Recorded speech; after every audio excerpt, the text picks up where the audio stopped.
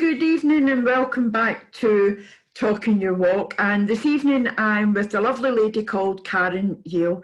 Now Karen lives out near Telford in Shropshire and is one of the UK's few Chakrascension teachers. And she also does a host of holistic disciplines as well, including Indian head massage, spiritual counselling. She's a qualified counsellor. She also does, she's a Reiki master and teacher too, does reflexology. So there's a whole host of lovely therapies and modalities that she does. So we're just going to pass right over to Karen. So hello, Karen, and thanks for joining us. It's really good to see you. Hello, thanks for having me. Yeah, no problem. So, Karen, tell me, were you brought up in Shropshire? Were you born in Shropshire, or did you move here? Or yeah, I was born in Shrewsbury. Oh, you were born in Shrewsbury? Cockburn Hospital, yeah. And what kind of a child were you? Were you into holistic stuff as a child? You know, were you into healing, or did you feel as if you were into healing, or what kind of child? I was very quiet, very withdrawn, didn't really fit in anywhere. I didn't know my place. I was drawn to the card readings and stuff, but that was just constantly just searching for answers, really, more so than anything else. And did you study anything with any subjects at school? You know, when you went into secondary school and that, did you go on to study particular subjects, or did you still not fit in then? No, school was horrible. I hated school, hated it. I didn't fit in at all. I wasn't very good academically, so I left with next to nothing, really. And then I went on to college and did a family community care course and BTEC caring, and went on to work with old people. I originally wanted to work with children, but then I realised I really didn't have the patience for kids, and went on to the elderly. And I noticed that you're sitting underneath a photograph where it looks like children in it. Yeah, I've got 3 of my own now. I didn't want them for ages. Wow. So you've left school, you went on, you've done your qualifications, you've went and worked with older people. How long did you do that for? I worked in a nursing home for 1.5 years, and then I decided to travel England. I worked in an agency where I worked in people's homes, so I worked all over the country doing that. I did that for 7 years. And then a job came, moved on to paraplegics and tetraplegics. I did that for a while. The same thing, moving all over the country. And then a job came off abroad. Ah, whereabouts? Washington, DC. So I took that opportunity. I worked there for 2.5 years. Whereabouts in Washington, DC were you? In the city itself? I went to move in with a woman who was paralysed from the neck down, so I lived in with her. Wow, that's I mean, it's a beautiful city, Washington DC. So you did that, and then what brought you back to the UK? I was on a 3-month visa, and I was out there. I was supposed to be out there 1 year, but I extended it for 2.5. So I was 2.5 years. So I was really illegal. So I had to come back at some point.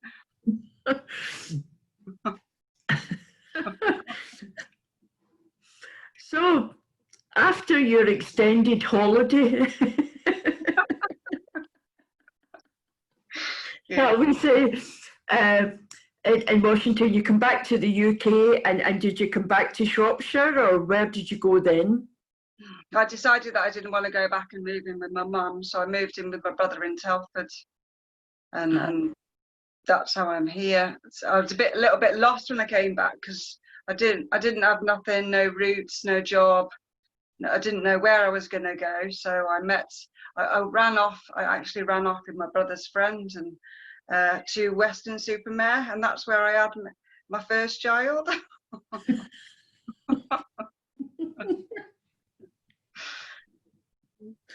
Well, that's a nice town as well. You know, at least when you're running off, you're going to nice places, you know. So. Well, it's true, but when you live somewhere, you get to see another side of it, don't you? You don't just see the beachfront and the holiday makers, you actually see the other side of it.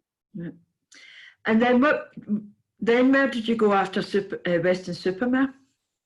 I came back to Telford because I was pregnant with my second child, and I had no support up there because I wasn't with my partner then. So I moved back in with my brother in Telford. And Wow. And then how did you get into holistic therapies? That came years ago, years after 2003, when my third child was 3. I decided I was just full of anger. I had so much anger, and I wanted to change things. I wanted to change cycles because I was getting in a rut really, and I was lost. And for years I hid myself under alcohol and drugs and sex and all that stuff. And I just got to a stage where I needed to change because I'd just done a year in college for holistic therapies in 2000. I finished that in 2007. And I was then going off to university to do aromatherapy, so I had to get my act together really. Wow, that's quite a change as well, isn't it? And when you were going through that period of time, was there anything that you clung to? Obviously, you had your children to think about as well, didn't you? Then the children are the life-changing things. I'm not sure. You know, you don't know what would have happened, but they're the ones that made me change cycles, because I repeated cycle after cycle after cycle. It was just, I knew that I was doing it, but then you when you're on those cycles, you just can't see a way out of it, can you? It's a constant thing. You once you see it, and once you get in your mind that you want to get out of it, then it's quite easy. But it is the power of the mind, really, the power that you want to do it, really. I think it's admitting or recognizing that something's got to change, and then that's your first step, isn't it? Yeah, it is. Yeah, and it's hard work because it doesn't end there. That's just the beginning. Because once you start that step and you start that process, it hurts. I mean, it's dark. It's a really dark place, but it's not as dark as it was because you know that there's hope. There is hope when you're on it. So. What was it about complementary therapies?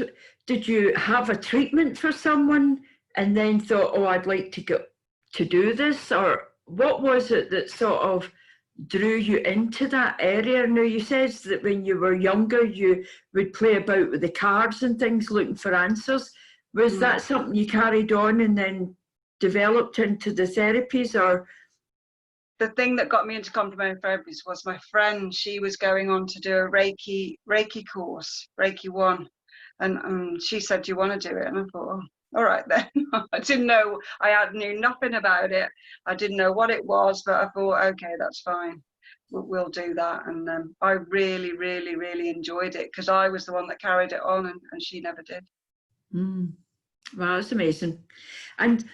And then you went off to university, and then you did your aromatherapy, and that must have gave you a great sense of achievement as well. Well, yeah, because of coming out of school with nothing, and then absolutely, doing a 3-year degree, it was amazing. It's all a personal self-discovery journey of self, isn't it? It's just been about me really, and just when I started Reiki, my Reiki master actually said that you had to. If you don't get rid of your past, you'll go nowhere. You'll just be stuck. And I didn't get that at the time, but I do get it now. And you do spiritual counselling as well, and counselling. So you obviously went on and sort of done more courses. And I did the counselling alongside university. So along bringing up my kids by myself, I did the university course and the counselling courses in the evening. Now, that takes a lot of determination, doesn't it? Yeah. To be bringing up a young family and then putting all your extra time and spare time into studying and then getting your degree. I mean, your graduation, you must have been going, yeehaw, with your hat. I was, yeah. I was. It was a brilliant day.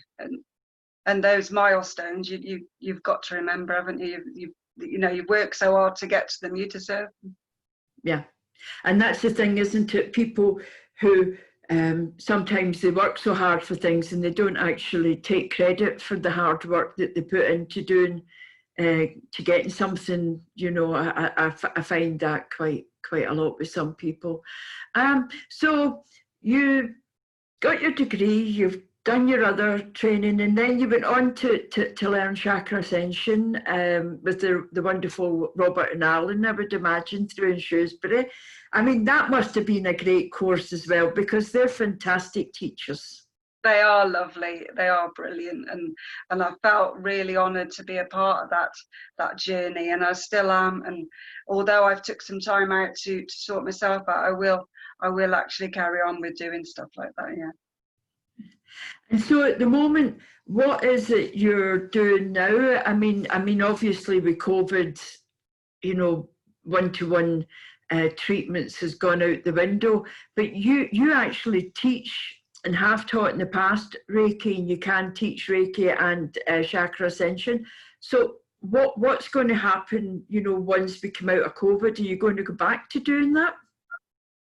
Yeah, I've been doing life coaching courses online, and so I've still been quite active, and I have no idea where it's going. I'm trying to combine everything together. So at the moment I'm trying to just feel my way. I'm not forcing anything. I'm just going with it.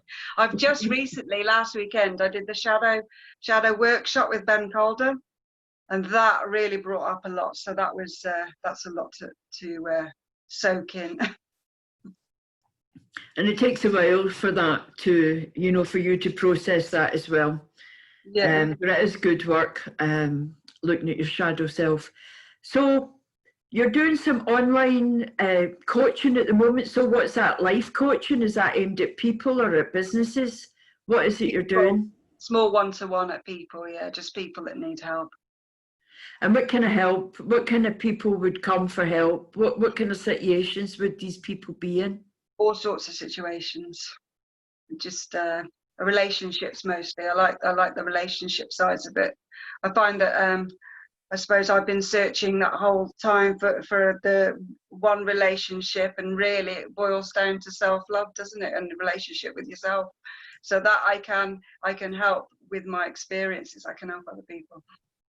Oh, that's wonderful. And you say relationships. So is that people who are in relationships and having problems with the relationships? And do you usually see both of them or just one of them? It's usually more so one-on-one. It's more that people searching for that one true love.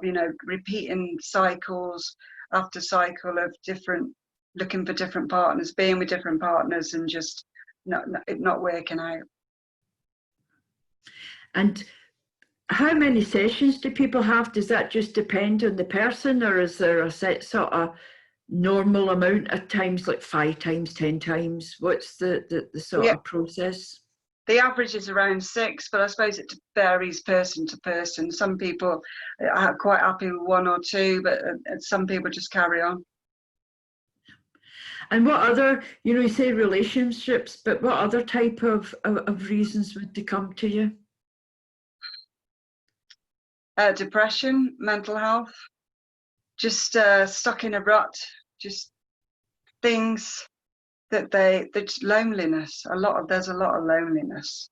I mean, I find the COVID has brought a lot of people to a halt, and like you say, people are just losing their jobs, losing their will, losing their path, and it's just putting them on the right direction, making them feel that they're not alone.